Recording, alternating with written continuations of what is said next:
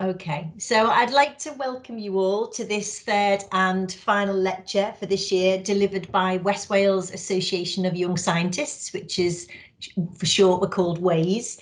And this lecture is in memory of our dear WAYS colleague who unfortunately died last year, who's Martin Nelms. And some of you, if you're doing A-levels or GCSEs, might remember Martin teaching you Scratch when you were in junior school. And Martin was delivering outreach in his job for physics and maths department at the university and loved engaging, was really enthusiastic and loved engaging with schools, and also taught physics at Penglais. So we would have really enjoyed coming along to this talk today. So, okay, so I would like to introduce our speaker for this evening, and it's Dr Marco Arkesteijn, who is a lecturer at Aberystwyth University at the Sport and Exercise Science Department. I'm going to tell you a little bit about Marco.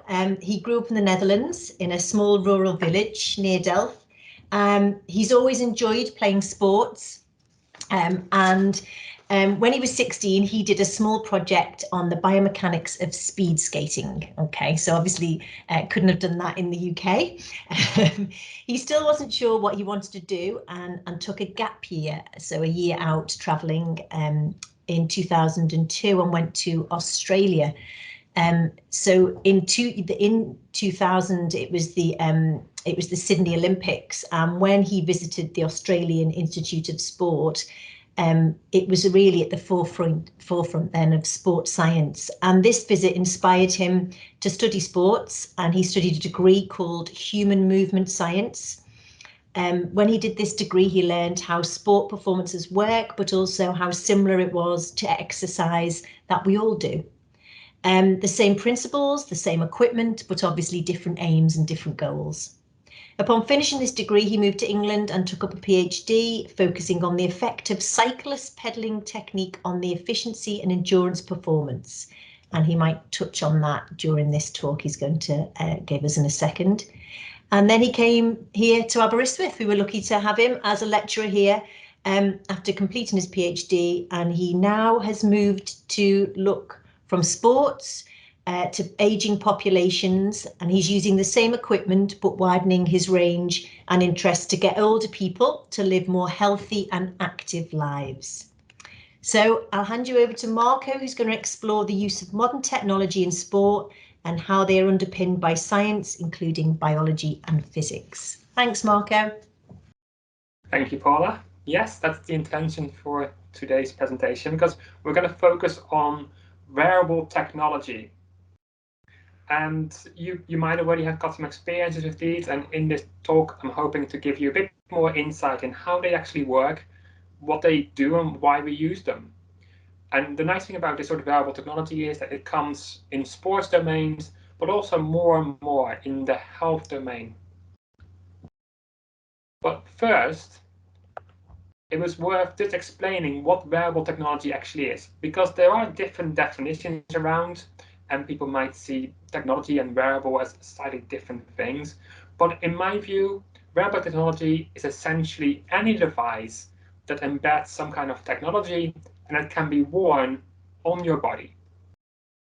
Now, most of the time, that means you either fix it to your actual body parts or to clothing.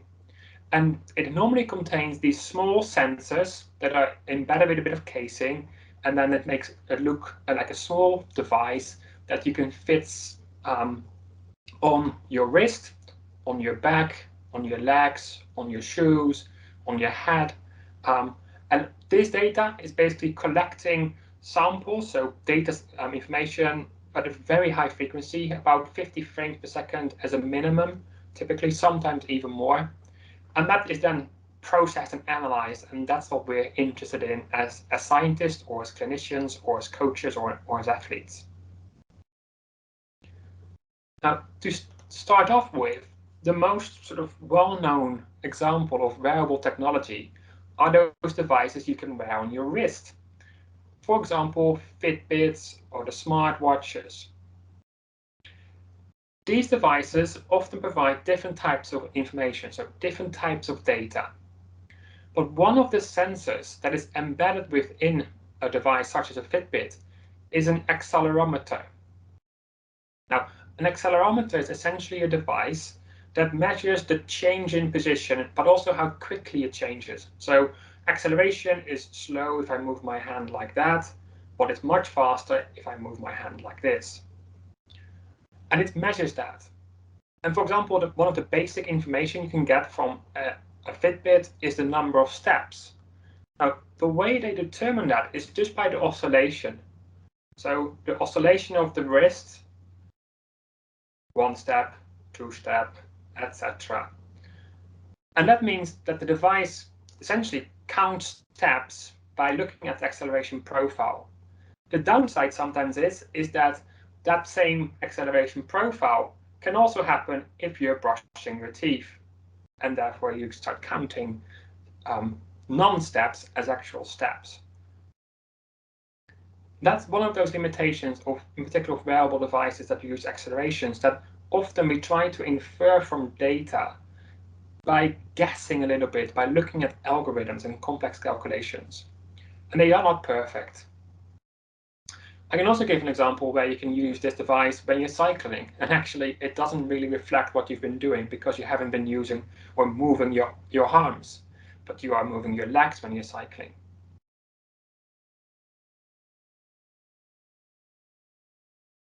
Now, within these accelerometers or the Fitbits, there's often also a GPS device. So a GPS tracker essentially uses data that comes from the satellites that are going around Earth. These devices basically link to a satellite by getting a signal from each individual satellite that tells them the date and the time and location.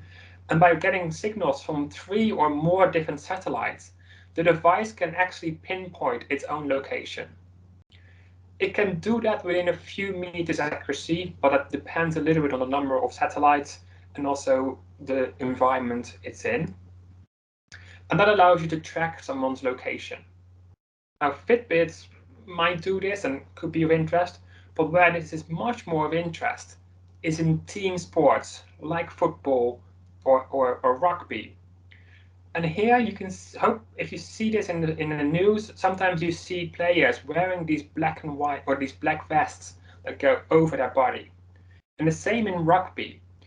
They wear these under their shirts. And in rugby, you can typically see this better because they are wearing them on the tight shirts. And what you want to look for is a little sensor or little bulb at the back of their body between their shoulder blades.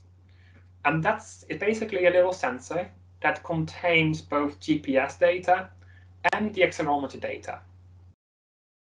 Combined, that means that the player as well as the coach can get information about where they are on the pitch, so left, right, front, back, but also how fast they've been running, how much acceleration they've done.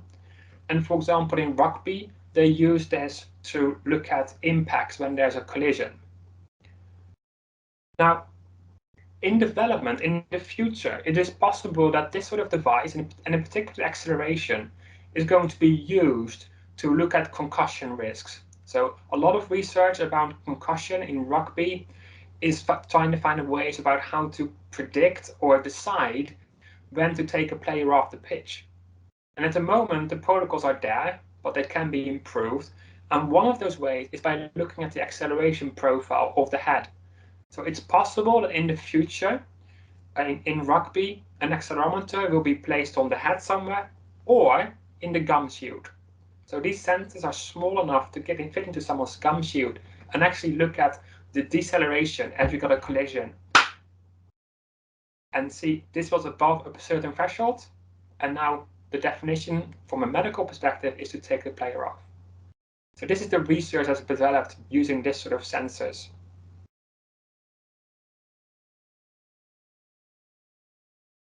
Now, these domains are very much in the sports area. So people that want to be active, that want to play sport, they use these devices.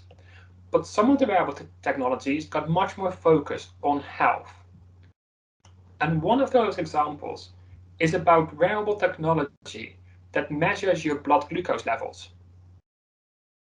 This is of particularly of interest for people with diabetes. In the past, someone who was diagnosed with having diabetes by their GP, and they would get some advice and support about how to change their lifestyle or manage their lifestyle. But actually knowing someone's blood glucose levels requires a finger prick. So you take a bit of blood from your finger, put it in a little device, and you do the reading. Of course, that takes time and it's a bit annoying to do it all the time. With the invention of sort of wearable technology, there's now a sensor that is stuck to your upper arm, as you can see in this image here, and that continuously measures your blood glucose levels. So all the time, for the whole day, and then with the app that you've got, you can scan the device and you can then actually see your blood glucose levels over a period of time. This has got the advantage that you can first of all instantaneously see what your current blood glucose levels are, but also you learn hopefully a lot more about how your body responds to different types of food. And that might improve their self-management of the condition of diabetes. So this is an example where wearable technology is much more used in the health domain. But even this device has got some applications in sport. Because if you're an endurance athlete, one of the things that determines how fast you're going at the end of the race is your availability of sort of glycogen and blood glucose. So if that level of blood glucose would start dropping, it could be a sign that you need to eat a bit more of this food energy gel and to maintain your performance a little bit better.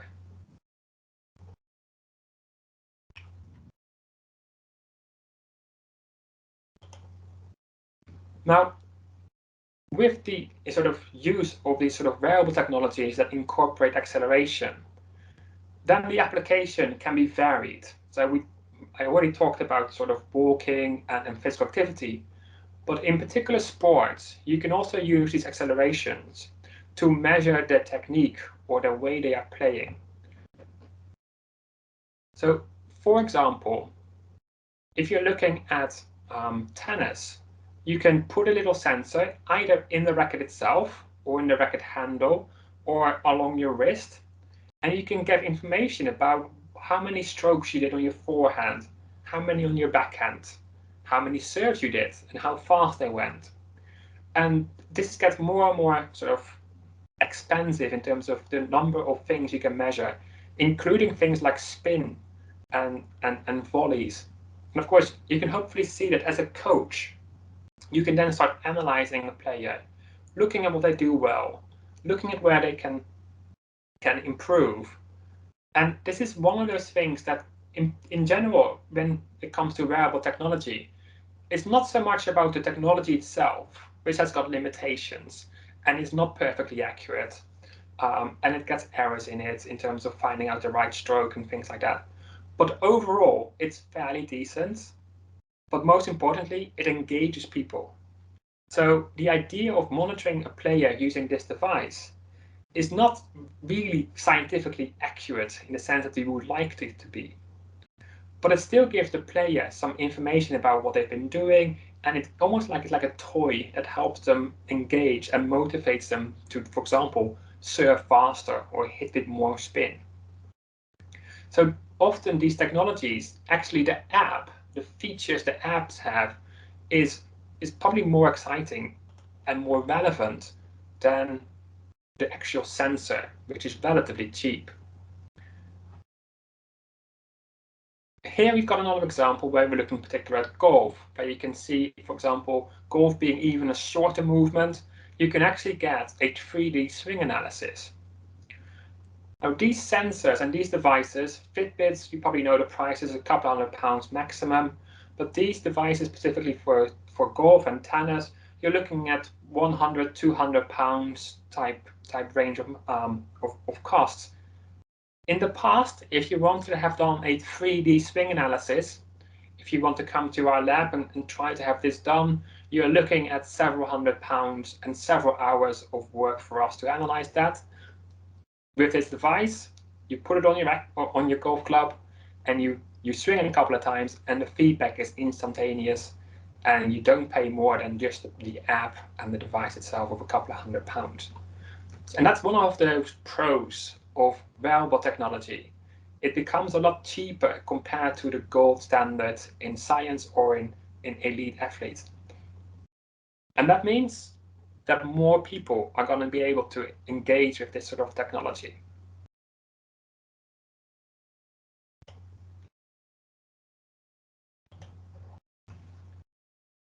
And in one area where we see something similar happening is in running technique. In the past, most coaches just focused on looking at your running volume and the intensity and interval training sessions. And the running technique was difficult to quantify. And injuries were often prescribed in terms of the number of hours run compared to what they normally do, and overtraining and things like that. But now, with this wearable technology, and again, in particular, acceleration and GPS, we can start quantifying the actual technique of the runner. So here you've got two different systems, where you can see that the sensor is basically placed on the foot. And it gives us information about ref-like balance or symmetry. It tells us about vertical oscillation, which is an indicator of performance, where in particular, endurance athletes, what they want to do when they're running is keep their vertical oscillation as minimal as possible and go straight towards the direction of travel rather than bouncy like up and down. So that feedback can again then be used to improve that performance. And to give you an idea of how much data is collected, this company here, RunScribe, says that their data is collected at 500 samples per second. So there's a lot of data being stored and collected.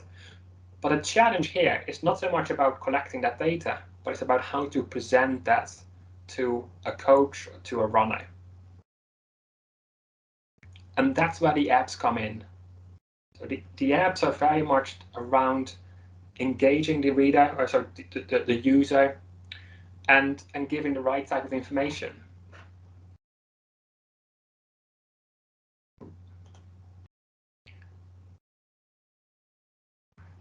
Now, another form of wearable technology that is often used and is quite traditional is heart rate.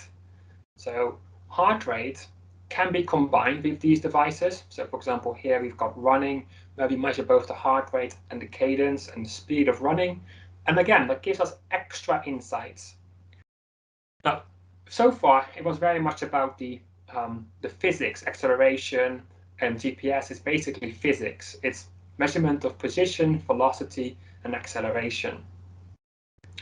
Combining that with physiological data, such as heart rate, gives us further insight into how a player or a runner is improving. And for example, if the person is running at the same speed, but at a lower heart rate, that would potentially indicate there's an improvement going on in terms of their performance level. And so the more data you can collect and the more you can combine and merge that, the more insights there will be. But there is this problem of overload of information as well.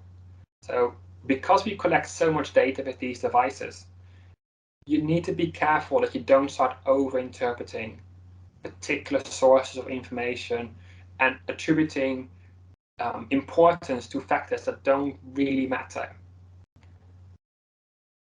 And you have to be careful here, because companies can make claims that actually scientifically are not that correct or interesting. For example, I came across a company, I won't say the name, it's not one of these two, but they said, oh, we can give you information about your running power. Now, running power in the scientific literature has been deemed very, very, very impossible or difficult to measure. And people are arguing about whether it's actually possible in the future to be able to measure running power. But power is still interesting in the sense that it actually is the most closely related to performance. And that's where, for example, in cycling, we do measure cycling power output. But the difference between cycling and running is that in cycling, the person is always pushing on the pedals, and that's the only place where we can propel ourselves. So power output during cycling is measured on the cranks or something associated to that, such as the wheels, so the hubs of the wheels. There we can actually measure power as the product of both force and velocity. However, in running, we could measure the velocity of the person running by using GPS, for example, but we can't measure the force produced by the runner. That simply we do not have the technology for yet. Despite that, for some reason, this company says we can give you running power data.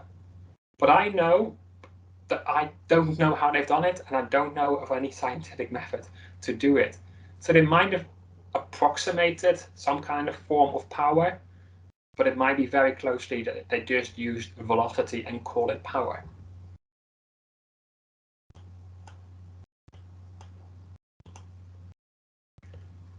Then another domain in which wearable technology is used, but very much the same type of equipment, is in strength training.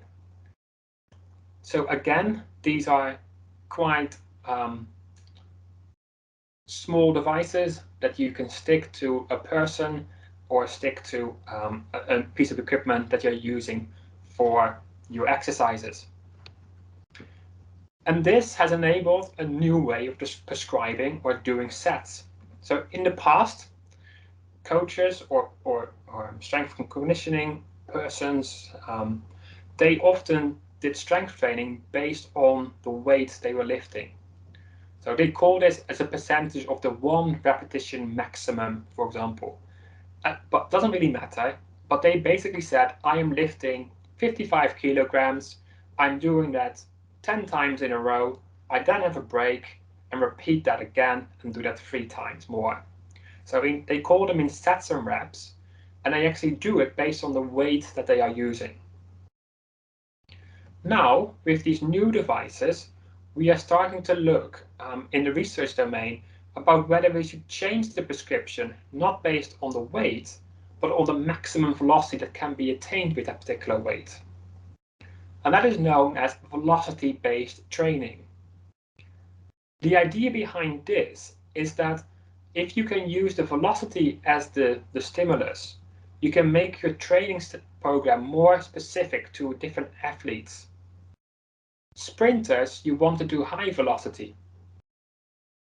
For rugby scrum, in scrum, you want to be lower velocity so you can produce more force. If you're back in rugby, but you can sprint again, you want to do higher velocities. So this might be a way in which we can make training, in particular strength and conditioning, more efficient. So that hopefully gives you an idea of some of those wearable technology where we've got a focus on GPS and acceleration. But we do have some other pieces of equipment coming out as well that are all within an affordable range. And I'm talking here about £1,000 or less. And one of those that has come out is around measuring your own muscle activation. Now, muscle activation traditionally was measured with equipment that might cost £20,000 or more. But there are now some companies on the market that offer similar technology for a lot less. So here's one of about £500. These devices can give you insight into how the muscles are used during exercise. And for example, you could be starting to look at changes in muscle activation because someone gets fatigued during a training session. So these devices are very much more around understanding what happens within the muscles. So not so much about the amount of movement, but what is happening within the muscles and how much fatigue there is, for example, is one of those ones that's probably the most interesting aspect. It could also be looking at which types of muscles are active within particular movements and looking at sort of imbalance between those muscles. So it's really giving you insight into the physiology of how we move.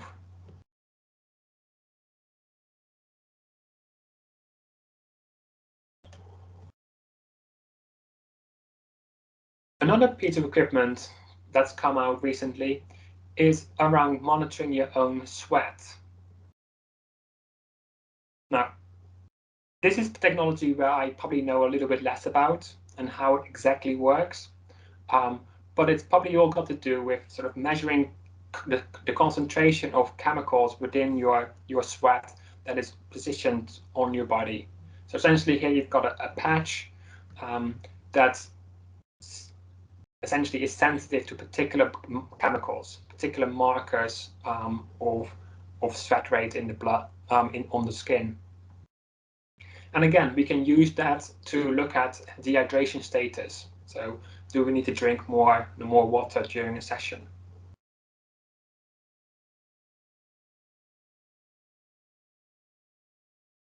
And then the final one that I wanted to sort of highlight as an example of wearable technology are those devices that are targeting more specifically towards sleep and well-being. And one of the most well-researched one of those is Oura. Now, Oura is a ring. So it's a ring you can put on your finger. And it monitors a whole lot of things, but in particular, it monitors things like heart rate and movement, so acceleration and heart rate. But what it then does, it starts using a whole range of formulas to calculate things like sleep quality and the amount of sleep you've had. And linked to that, it starts giving you information about readiness. Now, readiness, as it sort of says here, is the composite measure. So it measures not actually readiness. What it measures is sleep, activity, body stress, body temperature, and heart rate variability. So the heart rate itself. And using a complex calculation, it gives you a score. Now, as scientists, what is basically being done at the moment is trying to see how correctly these sort of scores are. How ready are you to do exercise, or how good are you feeling, are things that are probably subjective.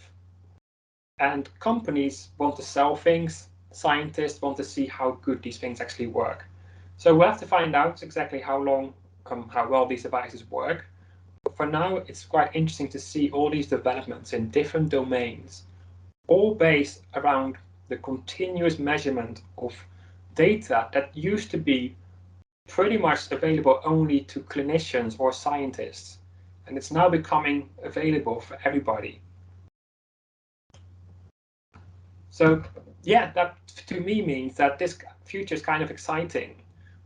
We're hopefully going to see more and more of these developments, and they might even get cheaper and cheaper, because like the actual cost of an accelerometer is a couple of pounds really, but it's the development of the software, the algorithms, and making it into a nice housing that will be the overall of the cost. The big risk is that we're going to emphasize the data too much, because we're going to calculate so many things. We can calculate lots of different things we've never been able to do. We need to be careful that there's not an overstatement of the importance of this sort of data. It might be that in the end, we find that this sort of wearable technology is nothing more than a little bit of a toy. If the toy works in terms of engaging people, so a Fitbit, as long as it gives people the motivation to do more steps, it doesn't really matter how incorrect the data is. But it would be nice if it's quite good data as well.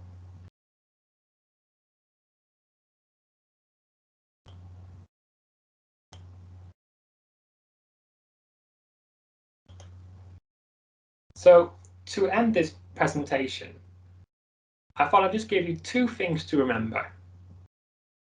The first one is that this sort of wearable technology and the continuous sort of data being collected and getting insights can benefit people that are interested in exercise and playing sports, but also patients. And I think this is going to take off more and more as well in the health domain, where these devices are going to get more and more used for health monitoring. But there are risks involved with it. And that's something that scientists and probably the wider public in the future will need to become a lot more aware of, that we can't trust this data for 100%, and we don't necessarily know it's always suitable to use different parameters or variables from this sort of data sets. So yeah, that kind of concludes my presentation. If there are any questions, I'm very happy to answer them. Thanks, Marco. That was really interesting. Can I ask you a question? Yes. I was just going to ask about, I know you changed tact a little bit and you're working with older populations. How do you find your patients in that age group respond to wearable technologies, and do you use that with them? You know, are they comfortable with it? I haven't used it in my own research yet. In general, it's mixed. So some people are kind of open to it, others not really at all. That in particular in an older population, continuous monitoring is not always seen as a positive thing, because as you get older, you typically expect the decline to happen. So long-term monitoring in older people is not something that a lot of people are actually fully engaged in, even though from a scientific perspective, it is actually really relevant to monitor people over that period of time. And it might be that wearable technology is that sort of future approach where we can assess them in a much more sort of efficient manner than currently is done. I do know of colleagues or sort of other people in other academic institutions that are developing these technologies specifically for older people. In the university itself, we are doing it on particular gait kinematics. So Federico and Otar, I'm working with to monitor, or not to monitor, to assess the gait of stroke patients and other types of older people. But we're not the only ones doing that. And in other universities, they are probably a little bit further in that sort of implementation. Okay, thanks, Marco. Scott or Rachel, have you got any questions that you'd like to ask? Got a quick one, Marco, because obviously this is like you've worked. Oh, sorry, hang on, I put my mic down. Yeah, so obviously you've worked with sort of elite athletes in your PhD with cycling, and there's a lot of sports now where we're gathering more and more data for professional athletes. Is there any evidence that certain athletes are sort of getting data fatigue now? That basically you're like the feel of a sport, whereas before it was sort of like it was quite emotional and it's about you racing somebody else. Now some people are being driven like robots by data. Is there any evidence for that? Because I know in cycling particularly there were some certain people in the British team were really heavily driven by data. They lived by the data, and then you'd have a Steve Cummings using data and dropped out of the track sort of system because they couldn't stand it anymore. It just like they just wanted a race. Have you any evidence of that? I don't have any evidence, but indeed, to sort of say anecdotally, there's always people that are early adopters of new technology and they really see the benefits and use it probably quite well. And then you've got coaches or people that don't want to engage with it at all. And then over time, you might see more of an adaptation of it, but then also indeed that bounce back, or actually we don't really use it that much, or there's not much that much benefit for it. Yeah, sure. I think that's part and parcel of a lot of technology and advances in different domains. Like I know from cycling, there was a period where everybody did VO2 max tests and did all these sort of physiological testing, and that seems to have disappeared a little bit now as well, because in the end, you want to cycle, and those sort of training programs to be based around these particular things are probably too simplistic. Yeah.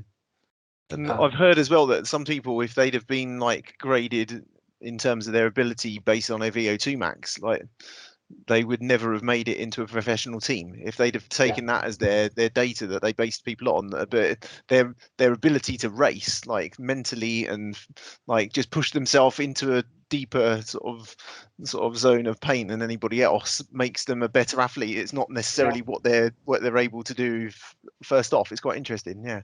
Indeed. And one of these things, all these devices, they focus on like biology and physics. They cannot or do not look at psychological components. So indeed, attitudes, motivation, determination, they are still constructs that, are kind of unquantifiable from a data analysis perspective.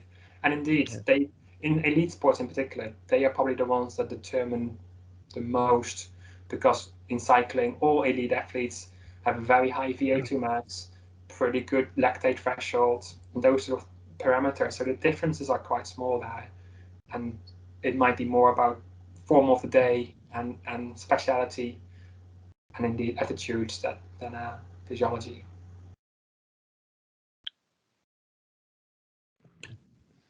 Cheers, Marco. Rach? I was just thinking about GDPR, like when you buy a smartwatch, where does that data go? Does that stay in the watch, or can somebody see all the data? Well, so I don't know is a short answer.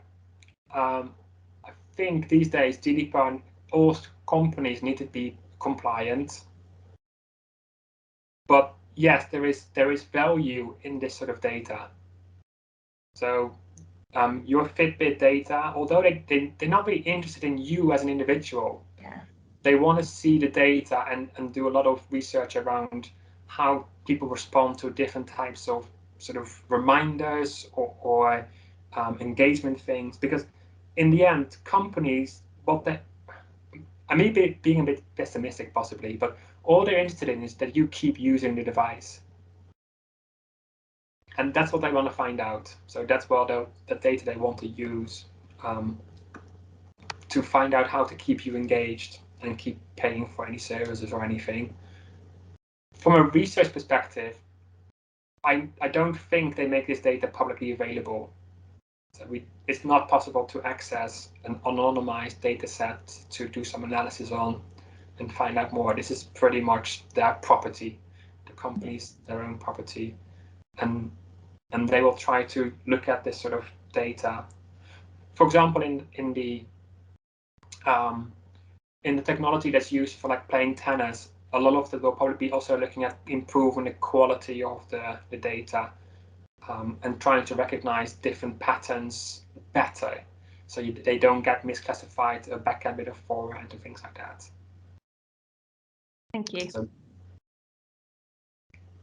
Marco, so obviously like these are pretty ubiquitous now, aren't they? So like in the population, there's like, well, everybody's smartphone will count steps now, won't it? I mean, is this something that like the NHS, for instance, like you could potential for gathering huge amounts of data on a population for general health? Is this something that's going on? Are we capturing like this data on a large scale at all and is there, or if we're not, is anybody thinking about that? Because it seems like a huge amount of information that it could give some really interesting trends, I'd have thought. So I'm not aware of anything in particular or the NHS. I've heard of other countries or regions where they are starting to use, for example, wearable technology linked to health records.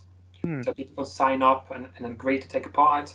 And there's also already, I think, a couple of places where they're starting to link it to health insurance. I was going to say that's the obvious like counterpoint to that, and the reason people wouldn't want to do that, isn't it? Yeah. So, yeah. And so yeah, I can't remember exactly, but somewhere there was a really nice collaboration between these sort of companies that offer health monitoring devices and then the health insurers and the NHS equivalent. And they came to an agreement or something that indeed people that were more active got bonus points and stuff, and all with the idea of all preventative health. So keep people active, as one of the ways to prevent them from having to visit hospitals more frequently because of old age in particular. Like that's the reality in old age. The physical decline is often what precedes a lot of the medical problems. So if you can minimize minimize the physical decline, you hope that they also delay their medical health problems, and of course, sort of the wider benefits of more ability to socialize and things like that. So based on what you were saying earlier, then, if I want to keep my health insurance down, I just need to brush my teeth more vigorously in the morning. Well, yeah, indeed. And longer. I've heard stories where they basically put these devices on dogs and got the dogs to run around and stuff. Yeah, no system is perfect, but no. So we all need to get up and move now. I'm feeling really like sedentary and still. Marco, thanks ever so much for that talk. It's really, really interesting and opens up loads of different areas to explore. I noticed you put your email address on the slide. So if any of the students watch it subsequently, and would they be able to contact you via email if they've got questions? That would be super. Yeah, anyone, like students, lecturers, teachers, if they want to find more information or want to have a demonstration or like experience something like this in one of our facilities, because some of the equipment we will have ourselves demonstrated actually in the flesh, in the real, and talk about it in more detail and make it more interesting. Oh, that's excellent, because in most of the schools that we've sent this out to, we still it's in the local area, so that's very kind of you, and hopefully some people will take that up. So once again, thanks very much, Marco. We will let you go and enjoy your evening now, and all go and move around and not just clean your teeth. Thanks very much. Thank you. Bye, everyone. Thanks, Marco. See you. Bye.